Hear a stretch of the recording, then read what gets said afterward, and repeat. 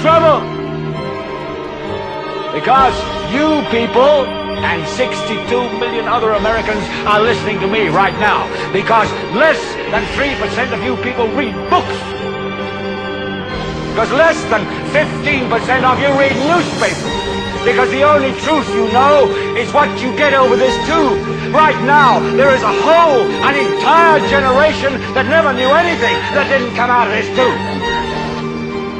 This tube is the gospel, the ultimate revelation.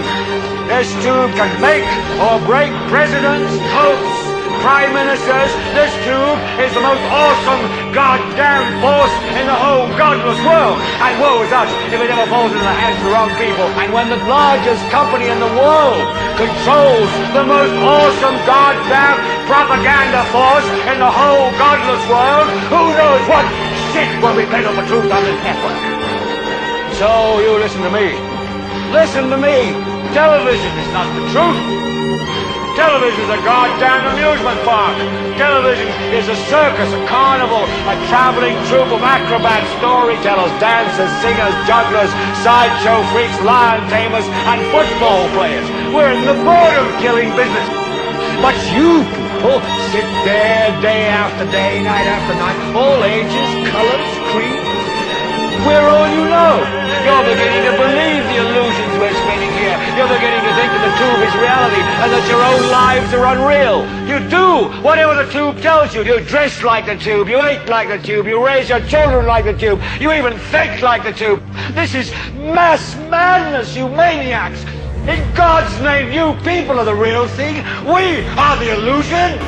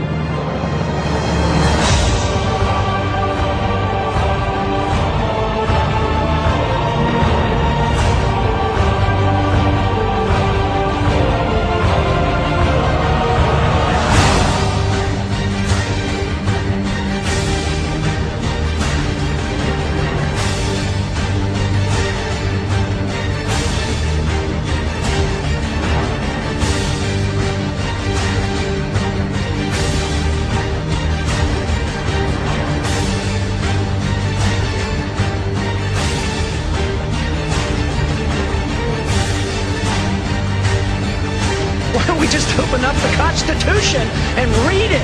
A system designed to protect individual liberty will have no punishments for any group and no privileges. Today, I think inner city folks and minorities are punished unfairly in the war on drugs. For instance, blacks make up 14% of those who use drugs, yet 36% of those arrested are blacks, and it ends up that 63% of those who finally end up in prison are blacks. This has to change.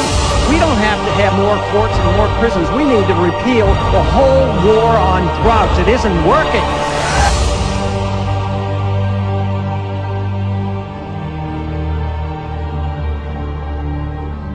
Why are we determined to follow a foreign policy of empire building and preemption which is unbecoming of a constitutional republic? Those on the right should recall that the traditional conservative position of non-intervention was their position for most of the 20th century, and they benefited politically from the wars carelessly entered into by the left. At the time, the right was outraged over the failed policy of nation building.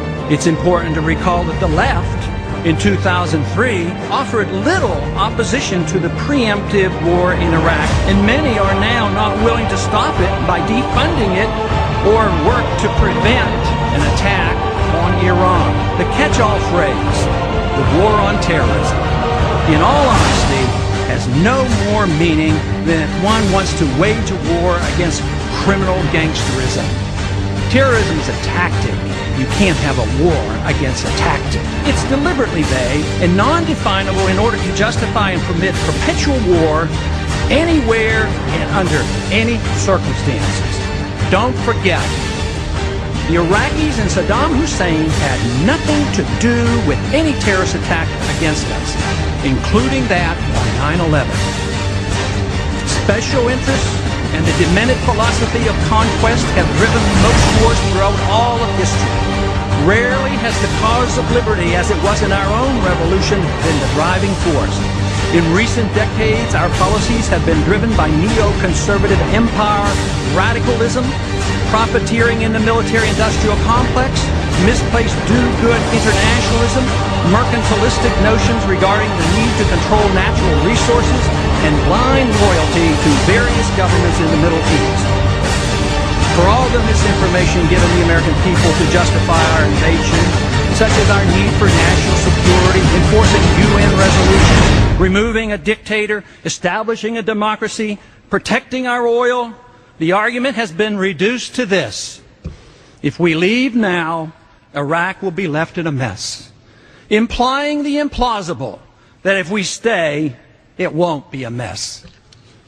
Since it could go badly when we leave, that blame must be placed on those who took us there, not on those of us who now insist that Americans no longer need be killed or maimed, and that Americans no longer need to kill any more Iraqis.